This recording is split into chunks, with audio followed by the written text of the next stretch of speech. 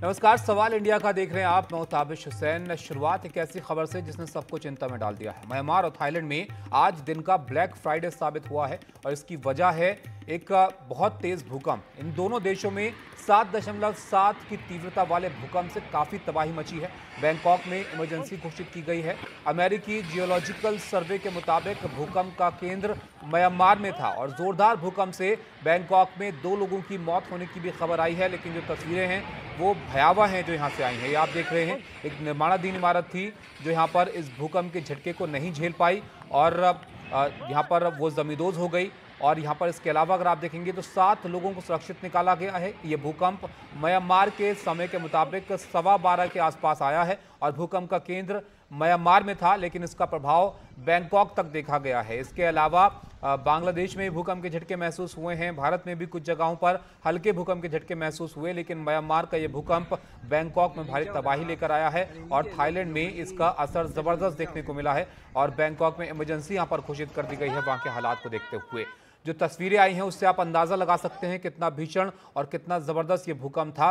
जो इसको लेकर अपडेट अब तक आए हैं वो आपको यहां पर बता देते हैं। म्यांमार, थाईलैंड और बांग्लादेश में जोरदार झटके महसूस किए गए, जिसमें म्यांमार में 7.7 तीव्रता थी इस भूकंप की, जो कि बहुत तेज की श्रेणी में आता है और ये बहुत नुकसान और बहुत तबाही मचा सकता है। यहाँ पर सांगेंग और मांडले के बीच भूकंप का केंद्र था। मांडले और बैंकॉक में सबसे ज्यादा नुकसान की खबर अब तक आ रही है। तबाही को देखते हुए बैंकॉक में इमरजेंसी का ऐलान कर दिया गया है। मांडले एयरपोर्ट पर उड़ानें रोकी गई हैं और एहतियाती कदम यहां पर उठाए जा रहे हैं। बैंकॉक में अगर आप देखेंगे तो ये 6.4 तीव्रता का था, यानी म्यांमार से कम यहां पर इसकी तीव्रता थी। तो आप अंदाजा लगाइए म्यांमार में कितनी तबाही यहां पर मची होगी। लेकिन बैंकॉक की जो तस्वीर आई हैं वो भी हम आपको आगे दिखाएंगे। इसके अलावा भारत में भी ये जो भूकंप है महसूस किया गया। मेघालय में 4.4 इसकी तीव्रता रही। बहुत तेज झटके नहीं थे, लेकिन इसका दायरा कितना बड़ा था इससे आप अंदाजा लगा सकते हैं।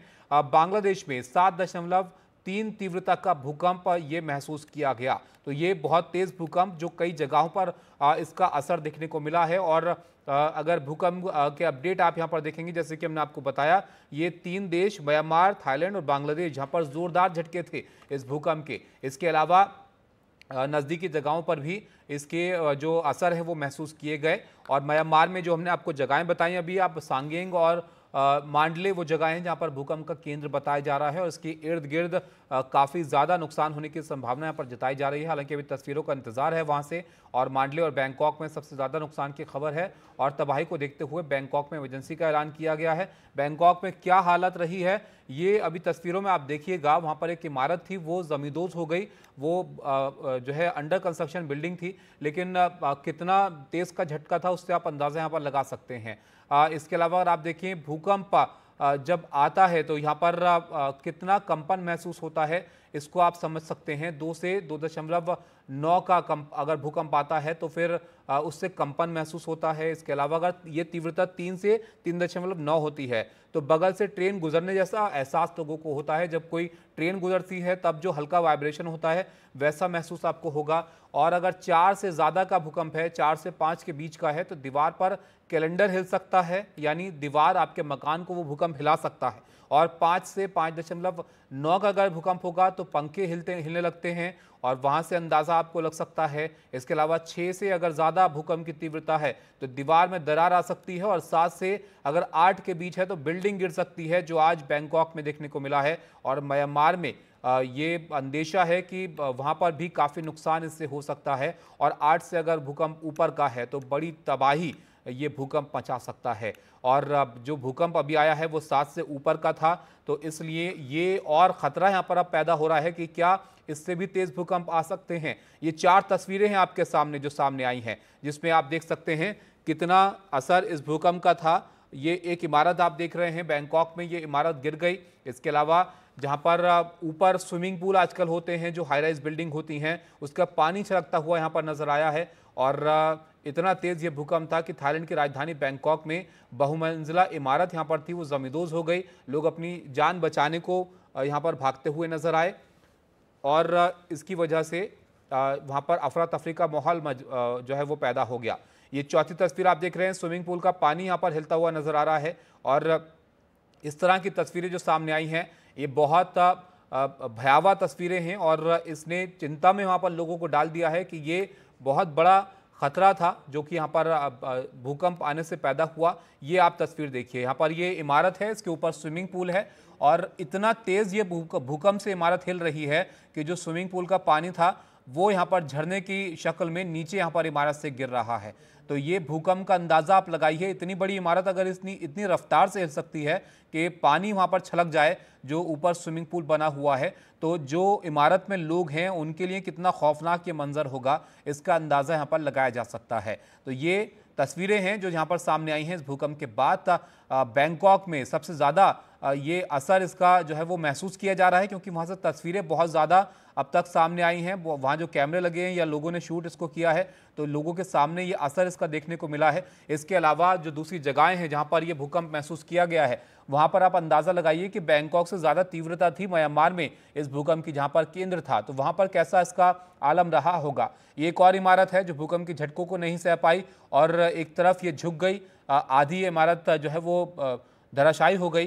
तो ये इस भूकंप के असर को यहाँ पर दर्शाती हुई तस्वीरें जो आपके सामने हैं और किस तरह का मंजर ये था दोपहर के वक्त जब यहाँ पर ये भूकंप आया। म्यांमार के वक्त के मुताबिक करीब 12:30 बजे का वो वक्त होगा जब ये भूकंप यहाँ पर महसूस किया गया। ये 3 तस्वीरें आपके सामने हैं जिसमें आप यहाँ पर देख सकते हैं, एक तरफ ये आधी गिरी हुई इमारत है, एक तरफ वो बड़ी मंजिल है जिस पर स्विमिंग पूल का पानी यहाँ पर छलक रहा है, और ये तीसरी तस्वीर आपके सामने है जहाँ पर ये कंपन महसूस किया गया और इसको कैमरे में वहाँ पर लोगों ने दर्ज किया है। तो ये सूरत हाल है जो इस भूकंप के बाद देखने को मिला है और इसका असर जो है वो लोगों ने यहाँ पर महसूस किया है। तो इसकी वजह से ये आप भगदड़ का माहौल देखिए, वहाँ पर ये जो सीलिंग थी बिल्डिंग की वो यहाँ पर गिर गई है। ये एयरपोर्ट है वहाँ का जिस पर ये भगदड़ यहाँ पर मच गई, तबाही का मंजर है क्योंकि जो सीलिंग ऊपर थी वो यहाँ पर नीचे आ गई, सामान इधर उधर बिखरा पड़ा है, पूरी इमारत वहाँ पर हिल गई होगी जितनी तीव्रता का ये भूकंप था, और जो लोग थे वो तुरंत वहाँ से भागते हुए नजर आए हैं। ये जो तस्वीरें हैं ये आपके सामने हैं, म्यांमार की तस्वीरें हैं जहाँ पर भारी तबाही मची है। जैसे कि हम आपको बता रहे हैं इसका केंद्र म्यांमार में था, 7.7 तीव्रता इसकी थी। तो आप अंदाज़ा लगाइए कि म्यांमार में क्या आलम यहाँ पर रहा होगा अगर बैंकॉक में इस तरह की तबाही यहाँ पर दिखी है इसकी वजह से, तो यहाँ पर म्यांमार में क्या स्थिति रही होगी। तो ये तस्वीरें हैं जो हालत को बयां करती हैं जो इस भूकंप के बाद आज देखने को मिली है। ये किसी भारी तबाही से पहले का एक संकेत है क्या, ये यहाँ पर एक बहुत बड़ा सवाल अब बन जाता है। जिस तरह से एक के बाद एक हल्के हल्के भूकंप पिछले कुछ वक्त में महसूस किए गए और उसके बाद एक ये बहुत बड़ा भूकंप आता है जो कि आप गंभीर श्रेणी में इसको रख सकते हैं। 7 से ऊपर का ये भूकंप था जो एक इमारत को गिराने की क्षमता रखता है और वही आज देखने को मिला है बैंकॉक और म्यांमार। खासतौर पर यहाँ से जो तस्वीरें आई हैं उससे हम अंदाज़ा लगा सकते हैं कि वहाँ पर लोगों ने क्या यहाँ पर महसूस किया होगा। ये जो भूकंप आया है ये आपको यहाँ पर दिखाते हैं, यूरेशियन प्लेट इसकी वजह यहाँ पर बताई जा रही है जो इस क्षेत्र के नीचे पड़ती है और इसकी वजह से इस इलाके में भूकंप आते हैं और इसकी ये वजह यहाँ पर हो सकती है और इसकी वजह से जो आज भूकंप आया है उससे लोगों के मन में जाहिर तौर पर एक बड़ी शंका यहाँ पर पैदा हो गई होगी कि क्या ये एरिया भी बहुत ख़तरनाक है भूकंप की नज़र से। अगर यहाँ पर इतनी क्षमता का एक और अगर भूकंप आ जाए या इस तरह की अगर कोई हालत दोबारा पैदा हो जाए तो ये कितना जानलेवा है, कितना ख़तरनाक है, ये अब बहुत ज़्यादा चिंता की बात हो गई है। ख़ासतौर पर जो ये क्षेत्र है बैंकॉक का, आप कहिए थाईलैंड या इंडोनेशिया या आप कहिए मलेशिया या म्यांमार, जो जगहें हैं यहाँ पर जो इस एरिया में जो देश पड़ते हैं वहाँ पर कितना बड़ा ख़तरा यहाँ पर पैदा हो सकता है। इससे पहले हमने देखा था सुनामी आई थी, कुछ सालों की पहले की बात हो गई और उसके बाद एक बड़े ख़तरे की एक अलामत थी वो, जिससे लोगों के मन में बहुत डर पैदा हुआ था और उसके बाद ये भूकंप आया है इस क्षेत्र में। जो ये आप देखिए ये कितना हैरान कर देने वाली तस्वीरें हैं, दो नज़दीक बनी हुई इमारतें हैं और वो एक झूले की तरह झूलती हुई यहाँ पर नज़र आ रही हैं। जो ब्रिज था इन दोनों इमारतों के बीच में वो यहाँ पर जाहिर तौर पर धराशायी हो गया होगा और जो इस बड़ी इमारत के बीच में स्विमिंग पूल यहाँ पर बना हुआ था उसका पानी तक यहाँ पर छलक गया, जितना तेज़ कंपन इस भूकंप की वजह से यहाँ पर पैदा हुआ है। तो ये तस्वीरें हैं जो यहाँ पर बयां कर रही हैं इस भूकंप की तीव्रता को, इसके खतरे को जो वहाँ पर लोगों ने महसूस किया है। हालांकि अभी 2 लोगों की जान जाने की खबर यहाँ से अभी तक आई है, लेकिन इसका असर जो है शायद थोड़े वक्त में और पता चले कि कितना नुकसान इससे हुआ है। लेकिन जो तस्वीरें अब तक हमारे सामने आई हैं, जो हमारे पास हैं, जो हम आपको दिखा रहे हैं, उससे अंदाज़ा लगा सकते हैं कि ये भूकंप बहुत ज़्यादा खतरनाक था, बहुत ख़तरा इससे यहाँ पर पैदा हुआ। और इस भूकंप की वजह से ये इमारतें एक दो जगह पर गिरी हैं और म्यांमार की तस्वीरों का भी इंतज़ार रहेगा कि वहाँ पर कितना नुकसान हुआ है। लेकिन निश्चित तौर पर इसने बहुत बड़ा खौफ लोगों के मन में यहाँ पर पैदा कर दिया होगा, जो लोग यहाँ पर रहते हैं इस क्षेत्र में, कि ये एक बड़ा खतरा यहाँ पर पैदा कर सकता है। और इस तरह की स्थिति अगर आगे कभी बनती है तो ये कितना बड़ा खतरा है इस जगह पर रहने वाले लोगों के लिए, इसका अंदाज़ा यहाँ पर इससे लगाया जा सकता है। अब तक ये बताया जा रहा है कि यहाँ पर म्यांमार, थाईलैंड और बांग्लादेश में झटके महसूस किए गए। इसमें इमारतें कई ज़मींदोज़ हुई हैं और 43 लोग अब तक बताया जा रहा है कि लापता इसमें हो गए हैं। और बैंकॉक में इमरजेंसी इसकी वजह से लगी है। इन हालातों का आकलन करने के लिए ज़ाहिर तौर पर कि कितना नुकसान इससे हुआ है अभी यहाँ पर देखा जा रहा होगा। और जो भूकंप की तीव्रता है वो 7.7 आंकी गई तीव्रता रिक्टर स्केल पर। और इसके बाद जो झटके हैं वो कहाँ कहाँ पर महसूस किए गए, ये हम यहाँ पर आपको दिखा रहे हैं। इस क्षेत्र में म्यांमार में ख़ास तौर पर इसका केंद्र रहा। म्यांमार के 2 जगहों पर ये इसका केंद्र बताया जा रहा है और इसकी वजह से दोनों दिशाओं में, बांग्लादेश में और थाईलैंड में, ये झटके जो है वो तेज़ यहाँ पर महसूस किए गए इस भूकंप के। ये भूकंप का केंद्र म्यांमार का सागेंग रहा और इसके अलावा मांडले में भी यहाँ पर इरावडी नदी है, जिस पर ये बताया जा रहा है कि एवा ब्रिज जो है वो ढह गया है। इसकी खबरें यहाँ पर आ रही हैं। अभी हालांकि देखना होगा कि कितना यहाँ पर नुकसान इससे हुआ है। और ये सिर्फ इन्हीं क्षेत्रों में नहीं है, इसके अलावा चीन और ताइवान में भी कुछ जगहों पर ये भूकंप के झटके महसूस किए गए हैं। तो ये बड़ा क्षेत्र था इस भूकंप का, जो इसकी जद में था, जो इसका एरिया था जिसमें झटके महसूस किए गए हैं। लेकिन सबसे ज़्यादा नुकसान ये बताया जा रहा है कि थाईलैंड में ही इसका यहाँ पर अभी तक हुआ है। हमारे सहयोगी सुशील हमारे साथ जुड़ रहे हैं। सुशील जी, भूकंप के बारे में आपकी बहुत अच्छी जानकारी है और ये जो भूकंप के झटके हमने महसूस किए गए, 7 के ऊपर का ये भूकंप था जो बहुत खतरनाक श्रेणी में आता है। ये ज़रा आप बताइए कि कितना बड़ा खतरा ये पैदा कर सकता है और किन वजहों से इस तरह के भूकंप जो है वो बनते हैं। जी शुक्रिया ताबिश। ये जो पूरा का पूरा भूकंप है ये हमको एक बार फिर याद दिलाता है कि हम कितनी एक तरह से संवेदनशील ज़मीन के ऊपर खड़े हैं, जिस ज़मीन के नीचे लगातार हलचल हो रही है। चाहे हम यहाँ नोएडा में खड़े हों, दिल्ली में खड़े हों, हिमालय में खड़े हों, या फिर उसके पूर्वी छोर पर म्यांमार तक पहुँचे तो वहाँ खड़े हों। इसको मैं विस्तार से समझाऊंगा कुछ नक्शों के ज़रिए। जो है, एक तरफ आप देख रहे हैं तबाही की तस्वीरें, दूसरी तरफ अगर हम शुरुआत से देखें कि वजह क्या है भूकंप आने की, तो ये एक मैप आप देखेंगे, हमें मालूम है कि हिमालय किस तरह से बना है। हिमालय दरअसल 2 प्लेट्स की टक्कर से बना है। एक इंडियन प्लेट है जिसको आप देखेंगे कि ये करीब 7 करोड़ साल पहले ऊपर की तरफ बढ़ती हुई आई, फिर इसके बाद करीब 1 करोड़ साल पहले ये टकराई यूरेशियन प्लेट से, जो ऊपर का भूरा वाला हिस्सा आप देख रहे हैं। तो ये इंडिया धीरे धीरे इंडियन प्लेट जो है धीरे धीरे टकराती गई ऊपर यूरेशियन प्लेट से, और 2 प्लेट्स की टक्कर से हिमालय बना है। यानी 2 प्लेट जब आपस में टकराती हैं तो उनके टकराने से जो दबाव पैदा हुआ, उस दबाव से वो ऊपर उठी। इंडियन प्लेट यूरेशियन प्लेट के नीचे गई और यूरेशियन प्लेट ऊपर उठी, इंडियन प्लेट भी ऊपर उठी, उससे हिमालय बना। तो सबसे पहले ये दिखाने का मकसद ये था कि ये जो पूरा इलाका है ये इसी वजह से दबाव में है, क्योंकि अब भी इंडियन प्लेट जो है वो यूरेशियन प्लेट पर लगातार टकरा रही है। 5 सेंटीमीटर प्रति वर्ष की दर से नीचे जा रही है यूरेशियन प्लेट के, और इसके कारण हिमालय बना है और हिमालय अब भी ऊंचा हो रहा है। अब इसी हिमालय के अगर आप बिल्कुल पूर्वी छोर पर आप देखेंगे, जहां पर बिल्कुल एक नीचे की तरफ साउथ वेस्ट की तरफ को एक लाइन नीचे जा रही है, ये वाली लाइन अगर आप देखेंगे, इसको अगर आप देखें ऊपर जाकर के, ये वो इलाका है जहां पर ये भूकंप आया है।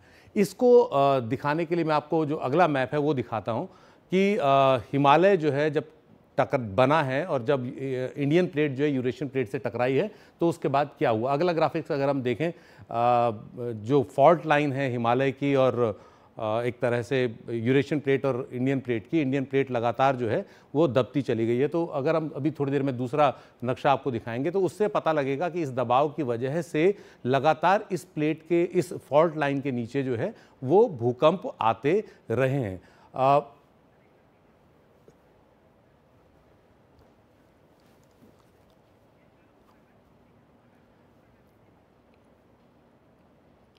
तो ये हमने दिखाया कि इंडियन, हाँ ये जो है ये अगर हम उसको और क्लोज होकर के देखेंगे तो ये पूरी की पूरी लाइन आप देख रहे हैं, इधर कांगड़ा से लेकर के नीचे बिहार, शिलोंग और इधर असम तक, ये वो पूरी लाइन है जिसमें कि एक तरह से इंडियन प्लेट जो है उसकी टक्कर यूरेशियन प्लेट से हो रही है और दोनों के बीच में ज़बरदस्त दबाव बना हुआ है। इसकी वजह से कई बड़े बड़े भूकंप आते हैं, चाहे वो कांगड़ा का हो, बिहार का हो, शिलोंग का हो। इस पर हम थोड़ी देर में आएंगे।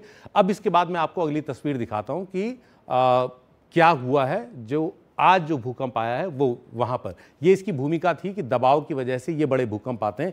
इसी में अगर आप और पूरब की तरफ जाएंगे तो जो हमारा तीसरा मैप है जिसमें कि हम ये दिखा रहे हैं कि किस तरह से सेगाएं जो फॉल्ट है वो लाइन बनी है। आप तीसरा मैप अगर इसमें लगाएं तो तीसरे मैप से ये समझ में आएगा, ये वाला जो मैप अब आप देख रहे हैं, इस मैप में इस मैप में अगर आप देखेंगे ये वाला हिस्सा, ये हमने बताया ये भूकंप हैं जो भारत में आए हैं। और अगर आप यहाँ नीचे, ठीक नीचे की ओर एक जो लाइन जा रही है इसको बोलते हैं सैगाई फॉल्ट।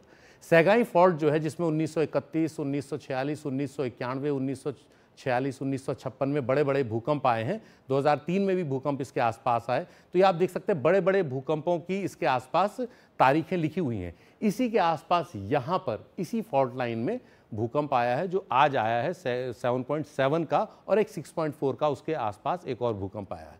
ये भूकंप इसलिए आया है कि आपको हमने बताया कि जब हिमालयन प्लेट जो है वो टक्कर मार रही है इस पर, यूरेशियन प्लेट पर, तो इधर एक टक्कर ये भी हो रही है। ये लेटरल टक्कर है एक तरह से। यहाँ पर अगर आप देखेंगे तो ये नीचे की ओर दबाव बना रहा है और ये ऊपर की ओर, ये जो दबाव है इस दबाव पर भूकंप आया है। यानी इंडियन प्लेट जो है वो ऊपर की तरफ गई और ये यूरेशियन प्लेट का जो पार्ट है ये यहाँ पर है। तो इन दोनों के बीच में ये जो लेटरल टक्कर है इस जगह पर दबाव बनने की वजह से ये भूकंप 7.7 का आया। और ये मतलब बहुत ही ज़्यादा भूकंप के लिहाज से संवेदनशील इलाका हमेशा से रहा है। ये तमाम आप तारीखें आप देखेंगे तो ये बड़े बड़े जो भूकंप इस इलाके में आए हैं बीते कुछ सालों में उसकी तारीख है। और लगातार 18 मिलीमीटर प्रति वर्ष की दर से ये इंडियन प्लेट जो है वो यूरेशियन प्लेट में इस इलाके में घुस रही है, एक तरह से उसमें दबाव बना रही है। तो जब दो प्लेट्स के बीच में लगातार बहुत समय तक दबाव बनता रहता है तो एक टाइम ऐसा आता है जब वो टूट जाता है, जब वो दबाव बाहर निकलता है किसी भूकंप की शक्ल में। तो ये भूकंप इसी तरह का एक भूकंप है 7.7 का। अब जो दूसरी बड़ी बात कि 7.7 कितना बड़ा भूकंप है इसका अंदाज़ा अगर आप लगाएं तो 5 का भूकंप हम लोग कई बार यहाँ आसपास, दिल्ली के आसपास झेलते हैं। 4 से 5 के भूकंप पिछले कुछ समय में आए हैं। लेकिन अगर आप 5 से 6 का जो भूकंप है मैग्नीट्यूड, उसको अगर आप देखेंगे तो उसके बीच का अंतर आप ऐसे समझ सकते हैं कि भूकंप का साइज 5 से 6 के बीच में 10 गुना हो जाता है। यानी 6 जो मैग्नीट्यूड है इसका भूकंप 5 के मुकाबले 10 गुना होगा। लेकिन अगर इसमें जो एनर्जी रिलीज होती है भूकंप में, 5 के मुकाबले 6 में 32 गुना एनर्जी रिलीज होती है। यानी 5 के भूकंप में जितनी ऊर्जा निकली उससे 32 गुना ज़्यादा ऊर्जा 6 मैग्नीट्यूड के भूकंप पे निकलेगी। और 6 मैग्नीट्यूड के भूकंप पे जितनी एनर्जी निकली उससे 32 गुना 7 पे निकलेगी। तो अगर 5 और 7 का आप तुलना करें तो साइज के हिसाब से 5 से में और 7 में अंतर होगा 100 का, 10 गुना 10 का। और ऊर्जा रिलीज अगर आप करेंगे तो 1000 गुना का अंतर होगा। यानी 5 मैग्नीट्यूड के भूकंप में जितनी ऊर्जा निकलेगी और 7 में जितनी निकलेगी उसमें 1000 गुना का अंतर होगा। तो आप सोचिए सिर्फ 2 का अंतर आ रहा है लेकिन जो ऊर्जा निकली है उसमें 1000 का अंतर आ रहा है। और ये उससे भी कहीं आगे है, 7.7 है, यानी 8 के आसपास अगर पहुंचता है तो आप फिर उसको 32 से और गुणा कर दीजिए, करीब 3000 गुना से ज़्यादा इसमें ऊर्जा होगी किसी 5 के भूकंप के मुकाबले। तो ये बताता है कि ये भूकंप 7.7 का है तो कितना ज़्यादा इसका मैग्नीट्यूड था, इसमें ऊर्जा कितनी ज़्यादा रिलीज़ हुई। और ऐसा भूकंप अगर हिमालय में आसपास हमारे कहीं आता है जो बहुत आने की आशंका है किसी भी समय, वो इस पूरे इलाके के लिए जहां हम खड़े हैं, उत्तर भारत का एक बड़ा इलाका, उसके लिए बहुत भयानक साबित होगा। बिल्कुल सुशील जी, बहुत अच्छे से आपने यहाँ पर समझाया है कि ये क्या वजह इसकी रही है, और ये जो यूरेशियन प्लेट और इंडियन प्लेट का की वजह यहाँ पर भूकंप जिसकी वजह से आते हैं, ये तो बहुत बड़ा खतरा फिर लगातार बना हुआ है और इससे आगे भी इस तरह की संभावनाएं पैदा होती हैं। लेकिन पवन मिश्रा हमारे साथ हैं, प्रेसिडेंट हैं PSG ग्रुप के और डायरेक्टर हैं। पवन जी, आप अगर हमें बता पाएँ कि क्या हालात वहाँ पर पैदा हुए जब ये भूकंप आया, क्योंकि तस्वीरें जो हम देख रहे हैं वो तो बहुत भयावह हैं। जी नमस्कार। यहाँ करीब इंडिया टाइम से 12 बजे के आसपास भूकंप का झटका महसूस किया गया बैंकॉक में। और हम JTC ज्वेलरी ट्रेड सेंटर, जो वर्ल्ड की 8th लार्जेस्ट बिल्डिंग है, उसमें थे 36 महले पे। और इसमें झटके बड़े बहुत ही स्ट्रांग महसूस किए गए। लोगों ने सीढ़ियों से इवैक्यूएट किया और अभी जो परिस्थिति है, यहाँ पे सारी बिल्डिंगों को खाली करा लिया गया है और 24 आवर्स की वार्निंग देके अभी सारे बिल्डिंगों को बंद कर रखा है इमरजेंसी में। मतलब कल तक के लिए 24 घंटे तक के लिए तमाम बिल्डिंग्स, ऑफिस, स्कूल सब कुछ बंद रहेगा वहां पर? सब कुछ बंद रहेगा। कुछ एक बिल्डिंगें जो अंडर कंस्ट्रक्शन थी वो गिर गई हैं। जो BTS थी उसमें बहुत झटके महसूस किए गए। जो बैंकॉक उसमें स्काई ट्रेन है उसमें, और यहाँ की जो सारी बड़ी बिल्डिंगें थी, जो इमारतें थी, उसमें बहुत बहुत ही क्षति हुई है। मतलब उसमें दरारें भी आ गई हैं, क्रैक्स आ गए हैं। तो ये है यहाँ की अच्छा परिस्थिति। पवन अभी जी, आप हम ये नुकसान की बात हम यहाँ पर कर रहे थे, बताया जा रहा है कुछ लोगों की जान यहाँ पर चली गई है और कई लोग यहाँ पर लापता बताए जा रहे हैं, तो वहां पर क्या इसको लेकर खबरें चल रही हैं? कितना नुकसान इस भूकंप से हुआ है? नहीं सर, इतना तो कुछ नहीं आया है अभी जो, लेकिन नुकसान हुआ है। लेकिन इस सिचुएशन में नहीं हुआ है कि जानों का तो अभी तक गवर्नमेंट ने डिक्लेरेशन नहीं किया है। बट नुकसान, क्षतिग्रस्त हुई हैं बिल्डिंगें, नुकसाने हुए हैं। वो कल तक अपने को जो भी रिपोर्ट आएगी पता चलेगा। अभी क्लियर कोई भी इंफॉर्मेशन नहीं है अभी। अच्छा, आप लोग वहां पर उस वक्त मौजूद थे? आप लोग कहाँ थे? आप लोगों ने किस तरीके से फिर उस वक्त एक्शन लिए जब ये भूकंप आप महसूस कर रहे थे? ये हमारा 36 फ्लोर पे ऑफिस है। हमें झटका महसूस हुआ और हम लोगों ने सीढ़ियों से, जो इमरजेंसी एग्जिट होती है, उससे भागते हुए सब बाहर आए। और बिल्डिंग में बहुत ही तेज, मतलब पूरा वो पत्ते की तरह तो हिल रही थी बिल्डिंग। ये बिल्डिंग अगर आपको 1 मिनट में दिखाता हूँ, ये वर्ल्ड की one of the largest building है। ये ज्वेलरी ट्रेड सेंटर, अच्छा, जिसमें इसी कि इमारत में थे आप लोग उस वक्त? इसी इमारत में थे जी। सर। जी तो ये तो बहुत ऊंची इमारत है पवन जी, ये तो फिर बहुत खतरनाक हो गया होगा इसमें तो। जी, बहुत बहुत ही, मतलब एक बार के लिए तो ऐसा लगा कि आज अंतिम दिन है। बट ठीक है, प्रभु की कृपा रही कि हम बच गए। अच्छा, क्योंकि अब ये तो बैंकॉक तो बहुत व्यस्त जगह है, यहाँ पर बहुत ज़्यादा लोग वहाँ पर मौजूद रहते हैं हर वक्त, तो अभी फिर कैसे उसके बाद अब माहौल वहाँ पर दिख रहा है? लोग कैसे वहाँ पर माहौल, सड़कों पर हैं या फिर क्या वहाँ पर चल रहा है फिलहाल? लोग पैनिक हैं। सड़कें बहुत व्यस्त हैं। मेरे पीछे मैं दिखा रहा हूँ आपको, ये सड़कें, अभी ट्रैफिक की हालत बहुत खराब है और पूरा ही सड़क ट्रैफिक से भरा हुआ है, क्योंकि सब अपने घरों की ओर जा रहे हैं। और अभी कोई भी किसी भी बिल्डिंग में एंट्री अलाउड नहीं है। कोई अलर्ट वहां पर दिया गया है गवर्नमेंट की तरफ से पवन जी? क्योंकि अब इतनी तीव्रता का अगर भूकंप आ गया, क्योंकि जैसे कि आप अपने पीछे इमारत भी दिखा रहे थे, ऐसे कई वहां पर हाई राइज जी बिल्डिंग्स हैं, और तो फिर लोगों के लिए कुछ अलर्ट है कि ऐसी संभावना आगे भी हो सकती है, तो आप इन बातों का ख्याल रखिए। जी, गवर्नमेंट ने 24 आवर्स के लिए इमरजेंसी कर रखा है, और जिसमें कि कोई भी ऑफिसेज या बिल्डिंग्स को ऑपरेट किया नहीं जाएगा। उस बीच में सभी को अपने घर और सतर्क रहने का संदेश दिया गया है। बहुत शुक्रिया पवन जी आपका, वहाँ के हालात आपने जी हमें बहुत बताए। बहुत तो धन्यवाद। ये देखिए, वहाँ से हमारे साथ जुड़ रहे थे बैंकॉक से पवन मिश्रा जी हैं, जो बता रहे थे कि वहाँ पर किस तरह के हालात पैदा हुए। जो ऊंची इमारतें हैं वो तो एकदम यहाँ पर हिलने लग गई, तो इससे कितना बड़ा खतरा वहाँ पर था इसका अंदाज़ा आप लगा सकते हैं। और कुछ तस्वीरें लगातार हम आपको दिखा रहे हैं जिससे आप ये देख सकते हैं कि कैसे बिल्डिंग के ऊपर जो स्विमिंग पूल था उसका पानी तक यहाँ पर नीचे झरने की तरह जो है वो नीचे गिर पड़ा, क्योंकि वो इमारत ही पूरी तरह से हिलने लग गई थी। और ये इतना तेज झटका था जो किसी इमारत को गिराने के लिए काफ़ी होता है। जो भूकंप की तीव्रता यहाँ पर थी 6.5 से ऊपर बैंकॉक में महसूस किया गया भूकंप, और 7:30 के आसपास जो भूकंप था म्यांमार में, जहाँ पर केंद्र इसका बताया जा रहा है। और जैसे कि अभी सुशील जी हमारे सहयोगी बता रहे थे आपको कि ये कितनी बड़ी तादाद में एनर्जी रिलीज होती है जब इतनी क्षमता के भूकंप आते हैं, और ये कितना बड़ा खतरा यहाँ पर बन जाते हैं और एक बड़ा नुकसान होने की संभावना इससे पैदा हो जाती है। बैंकॉक से दिव्या विजया हमारे साथ जुड़ी, उन्होंने भी जानकारी दी है, उनकी भी रिपोर्ट आपको दिखाते हैं। नमस्ते, मैं दिव्या बैंकॉक से। जब ये दिन शुरू हुआ तब किसी को नहीं मालूम था कि दिन ऐसा मोड़ ले लेगा। एक सुंदर सी सुबह थी, रोज जैसा दिन बीत रहा था। मैं अमूमन ऑफिस जाती हूँ, लेकिन आज मैं घर पर थी।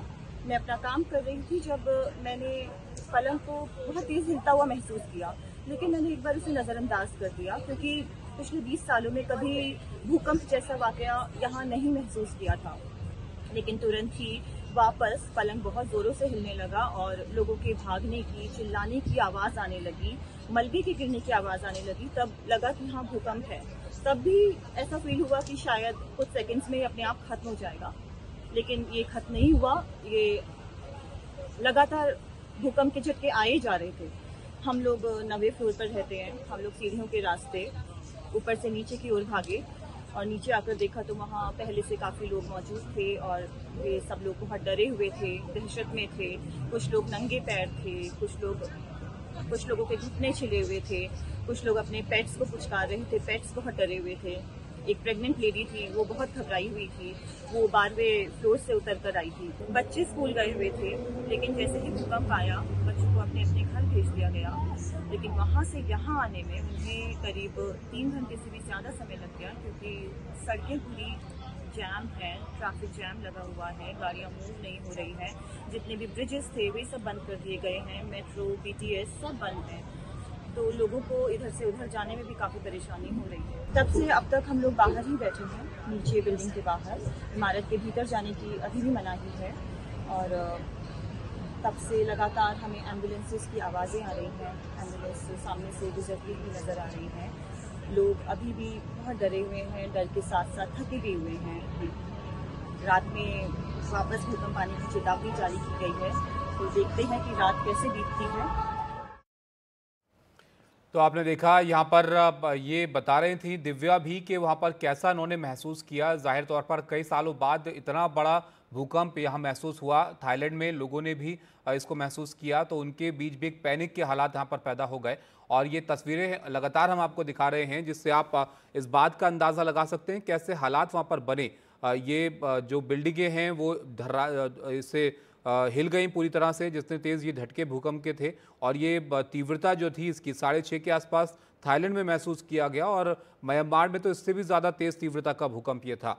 तो एक बड़े नुकसान का आशंका यहाँ पर है, लेकिन अभी इसके लिए इंतज़ार करना होगा कितना नुकसान इस भूकंप की वजह से वहाँ पर हुआ है। लेकिन जो तस्वीरें सामने आई हैं उससे ज़रूर वहाँ के हालातों को यहाँ पर उसका अंदाज़ा लगाया जा सकता है।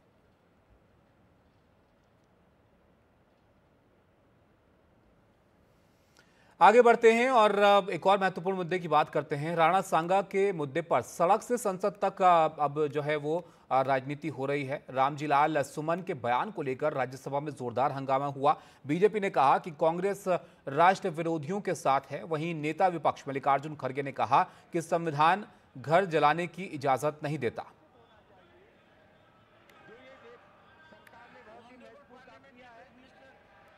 मैं सिर्फ इतना पूछना चाहता हूं, हम लोग दिल से मानते हैं आपने जो कहा वो बहुत सही कहा और देश का सेंटीमेंट है। हमारे कांग्रेस पार्टी और बाकी लोग भी इससे सहमत है कि नहीं, एक बार बता दीजिए। क्योंकि मैं मानता हूं, अभी हमने खुद रुकाया अपने पार्टी के MP को, ठीक चेयरमैन का बात सुन लीजिए। और इस सदन में देश का हीरो को अगर इंसल्ट करता है तो मैं नहीं मानता हूं कि ये मुद्दा सिर्फ हमारे रामजीलाल सुमन जी का अकेला का है। वो बहुत सीनियर MP है, हम लोग लोकसभा में भी साथ रहे हैं, कई साल पहले भी यहाँ आए हैं। इसको मैं इज्जत देता हूँ व्यक्तिगत तौर पर, एक साथी के तौर पर। लेकिन जो राणा सांगा को लेकर के जो वक्तव्य दिया, अगर यहाँ से हटा भी दिया, वो बाहर सोशल मीडिया और न्यूज़ में तो वो तो बिल्कुल चल रहा है, और सुन के किसी को कैसे मंजूर होगा जो भाषा और जिस लहजे में माननीय सदस्य जी ने राणा सांगा के बारे में बोला है। इसलिए मैं आपके बात को सहमत करते हुए मेरा तरफ से ये दरखास्त है, हम लोग आपका स्टेटमेंट को, ऑब्जर्वेशन को एंडोर्स करते हुए विशेष करके जो इंडी गठबंधन है कि नेता कांग्रेस पार्टी को भी मैं अनुरोध करता हूं, आप भी खुले तौर पर ऐसे स्टेटमेंट का खंडन कीजिए। और चेयरमैन साहब ने जो ऑब्जर्वेशन किया है, कोई भी रीजन, कोई भी जाति का नेशनल हीरो को अपमान नहीं करना चाहिए, देश में भी और इस सदन में भी। हमारे एलओपी ने जो भावनाएं थी वो दर्शा दी है। मेरा सिर्फ ये कहना है कि एक तरफ आप ये कह रहे हैं, और जिसका मैं सम्मान करता हूं, कि जो डिलीट हो गया, कार्रवाई का हिस्सा नहीं रहा, वो दोहराया नहीं जाना चाहिए। आज क्या हो रहा है, उसी को तो दोहराया जा रहा है। मैं स्पष्ट कहना चाहता हूं कि राणा सांगा इस देश के बहादुर थे, हमारे हीरो थे, हम उनका हीरो की तरह सम्मान करते हैं। और वहीं पे आप फिर दोहरा दूं मैं आपको, राणा सांगा या किसी भी जाति धर्म का हीरो है, वो देश के हीरो है। अब राणा सांगा की तारीफ न करने दे तो वो क्या है, आप इसी से अंदाजा लगाइए। मैं राणा सांगा के वीरता को प्रणाम करता हूं। राणा सांगा इस देश के नेशनल हीरो थे, पर वहीं समर्थन करता हूं। इस देश में जो भी पैट्रियट्स हैं, देश के लिए लड़े हैं, उनका मैं सम्मान करता हूं। लेकिन इसका मतलब ये नहीं है कि कानून अपने हाथ में लेकर अगर कोई किसी के घर पे जाकर तोड़फोड़ करता है, ये और तोड़फोड़ करता है, अगर उसकी संपत्ति को तोड़ता है, ये कभी हम नहीं मानेंगे। इसको मैं खंडन करता हूं। इस चीज को आपके बात से सहमत है, लेकिन इन्होंने वो मुद्दा उठाकर एक के जान मारने की कोशिश करते हैं, उसके घर पे जाते हैं और उसकी गाड़ी तोड़ते हैं, घर तोड़ते हैं। ये अपमानजनक जो दलितों के खिलाफ हो रहा, ये कभी नहीं सहन करेंगे।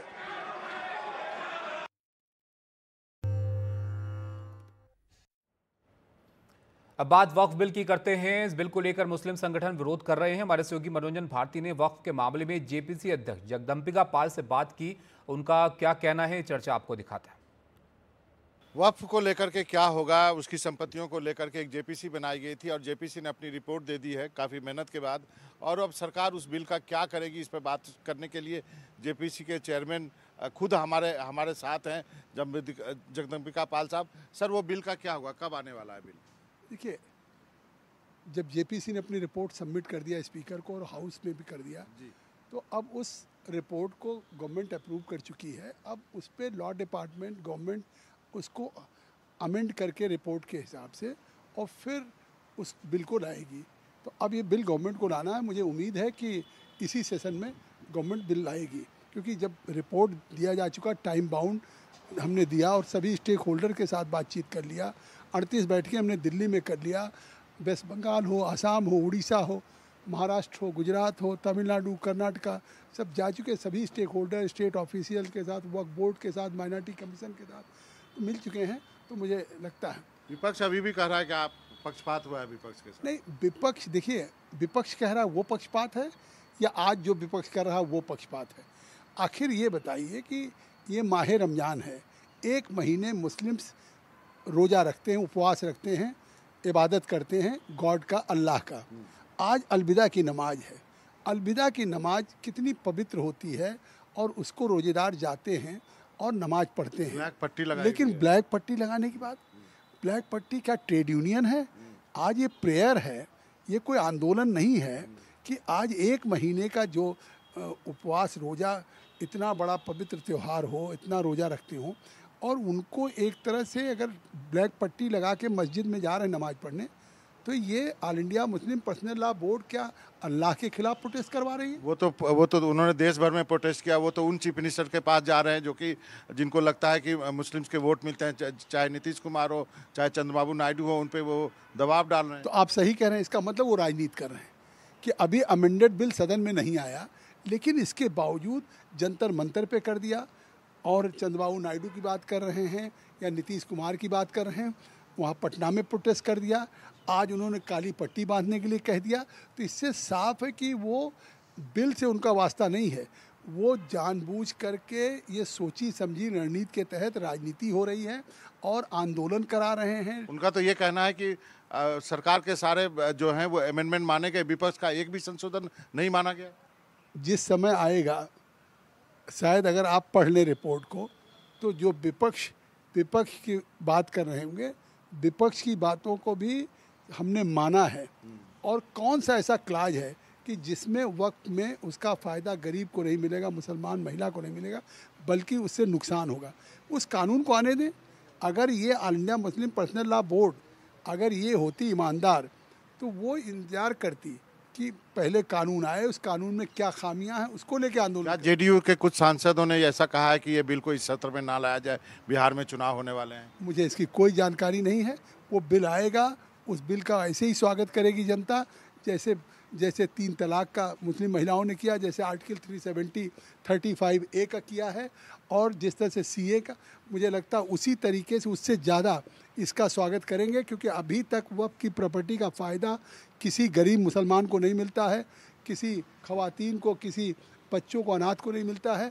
आज उसका फ़ायदा मुतवल्ली लोग वक्फ की प्रॉपर्टी को बेच रहे हैं, खुर्द बुर्द कर रहे हैं, या केयर टेकर या मतलब वक्फ बोर्ड के लोग ही उसका फ़ायदा पा रहे हैं। आपने कहा कि अलविदा की नमाज जो है काली पट्टी पर लगा के गए थे, लेकिन ये भी तो है कि आपने रोड पे उनको नमाज पढ़ने नहीं दिया। देखिए, रोड पे नमाज, आप तो बहुत सीनियर हैं, सरिया क्या कहता है? सरिया कहता है कि अगर आप नमाज या प्रेयर करने जा रहे हैं तो पाक होकर के जाइए। घर से लोग पाक होकर जाते हैं, नहा धो के कपड़े पहन करके, लेकिन जब मस्जिद में पहुंचते हैं तो फिर वजू बनाते हैं। इसलिए वजू बनाते हैं कि सड़क पे कहीं छींटा ना पड़ गया हो, कहीं कोई नापाक ना हो गए हों। तो जो सरिया इजाज़त नहीं देता है कि कहीं भी नापाक कबूल नहीं होता है प्रेयर, तो अगर सड़क पे गाड़ी आ जा रही है, उसकी मिट्टी, उसमें गंदगी, सवाल तो ये उठ रहा है कि सर साफ है कि सरिया ही नहीं परमिट देती कि आप सड़क पे नमाज पढ़ें। तो ये सरिया ही नहीं इजाज़त देती कि अगर नमाज आप पढ़ें और उसके बाद किसी को असुविधा हो, अगर कोई बीमार जा रहा हो, कोई एम्बुलेंस जा रही हो। आपकी बात सही है कि वो रास्ते पे नहीं होना चाहिए, लेकिन अब हफ्तों के लिए जब कांवड़िए जाते हैं तो रास्ते बंद होते हैं। अब पुलिस के बड़े अधिकारी फूल की वर्षा करते हैं हेलीकॉप्टर से। देखिए, ये वो कोई वहाँ पूजा नहीं होती, और रात भर जागरण होता है। रास्ता हरिद्वार के लिए जाते हैं, वहाँ के लिए जाते हैं, वो रास्ता पूरा बंद होता है सर। देखिए, ट्रैफिक चल नहीं सकती, केवल कांवड़िए पूजा मंदिर में हुई होती है। अब वो रास्ते में जाने के लिए जल लेके जा रहे हैं, और मुसलमान की भी इबादत मस्जिद में होती है, न कि सड़क पे होती है।